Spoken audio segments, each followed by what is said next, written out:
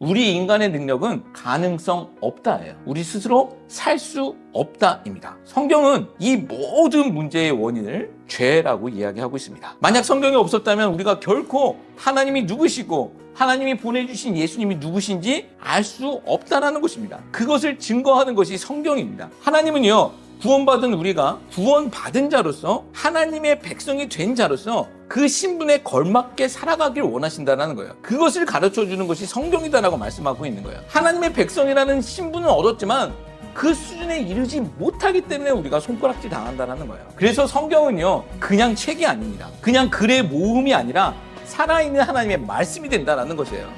그래서 우리는 그 하나님의 말씀 앞에 무릎 꿇을 수도 있고 우리의 생명을 걸 수도 있게 되어진다는 거예요. 의로 교육함이 성경 가운데 있습니다. 하나님의 의로우심으로 우리가 훈련되어진다는 것입니다. 이 네 번째 기능에 앞에 세 가지 기능이 다 포함되어 있는 것 같아요. 첫 번째가 무엇이었습니까? 성경은 진리를 보여준다는 거예요. 우리에게 진리를 가르쳐준다는 것입니다. 무엇이 맞는 것인지를 알려준다는 거예요. 그리고 두 번째 기능은 책망.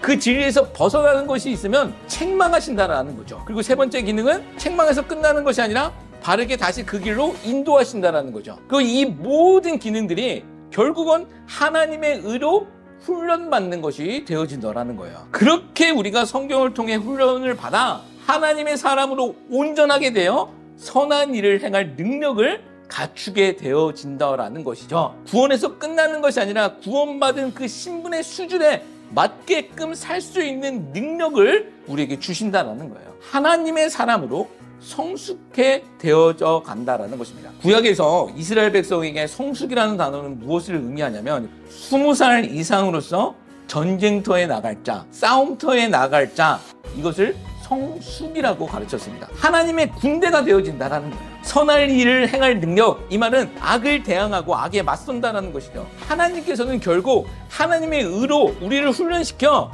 우리가 하나님의 선한 군대가 되어지는 것을 원하고 계시다라는 거예요.